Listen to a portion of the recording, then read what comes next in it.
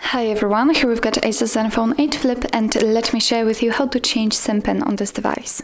So first of all, let's enter the settings, and here we have to scroll down to tap on the security and lock screen.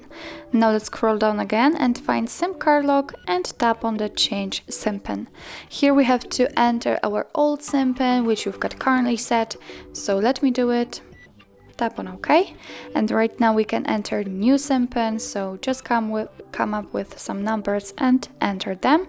Here we have to retype it, tap on OK, and as you can see here we've got the information that the SIM pin has been changed successfully, so it means that from now on, if you will restart your device, then it will require the new SIM pin.